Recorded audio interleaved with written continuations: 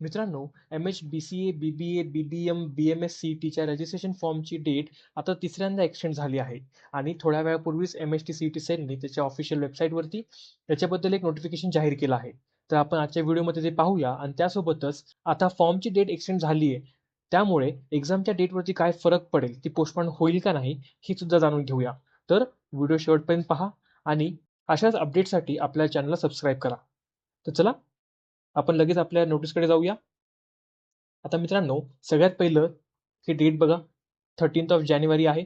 त्या टाईमला जेव्हा आपल्याला सगळ्यात फर्स्ट टाईम हे डेट्स जाहीर केलते, तेव्हा डेट्स होते 14 जानेवारी टू 16 फेब्रुवारी. ओके.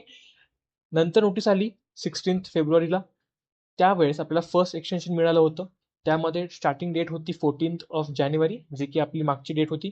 त्यासोबतच ही एक्सटेंड होऊन आपल्याला 4 मार्च इथे डेट दिले आहेत एक्सटेन्शन पिरियड म्हणून. त्यामध्ये तुम्हाला नंतर फर्स्ट एक्सटेन्शन मिळाल्यानंतर तुमची डेट झाली लास्ट डेट म्हणजे 4 मार्च. आता 4 मार्च नंतर 5 मार्चला परत एक नोटीस आली होती, ज्यामध्ये तुम्हाला अजून एक म्हणजे सेकंड टाइम एक्सटेन्शन मिळालं होतं.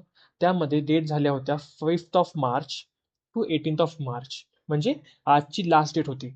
पण आता काय झालंय, काही वेळापूर्वीच मी चेक केलं होतं, तेव्हा ही डेट बघू शकता तुम्ही. ऑफिशियल वेबसाईटवरती अजून एक नोटिफिकेशन आलं आहे.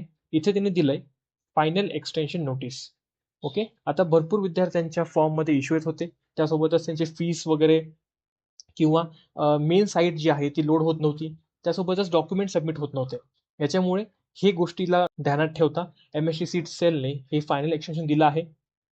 आता याची लास्ट डेट काय असेल, तर इथे तुम्ही बघू शकता फायनल एक्सटेन्शन पिरियड दिला आहे 19 मार्च, म्हणजे उद्यापासून ते 25 मार्च.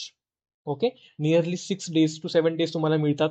एक आठवडा मिळतो तुम्हाला. त्यामध्ये तुमच्या जे काही इश्यूज होत्या, तुमचे काही डॉक्युमेंट्स असतील किंवा तुमचे काही फीस पेमेंट असेल किंवा काही गोष्टी डिटेल्स असतील, ते राहिले असतील, तर या कालावधीमध्ये तुम्ही भरून घ्या आणि तुम्ही शेवटपर्यंत फीस पे केल्याशिवाय तुमचा फॉर्म हा कंप्लीट धरला जाणार नाहीये. सो फीस पे करा आणि तुमची जे स्क्रीनशॉट आहे पेमेंटची ती काढून तुमच्याजवळ जपून ठेवा, जोपर्यंत हॉल तिकीट येत नाही.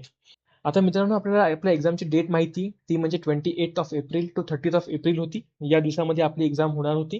पण आता हे जे डेट्स आहेत आपल्या रजिस्ट्रेशन फॉर्मचे डेट्स, ते एक्सटेंड झालेत. आपल्याला जवळजवळ 3 एक्सटेन्शन्स मिळाले आहेत.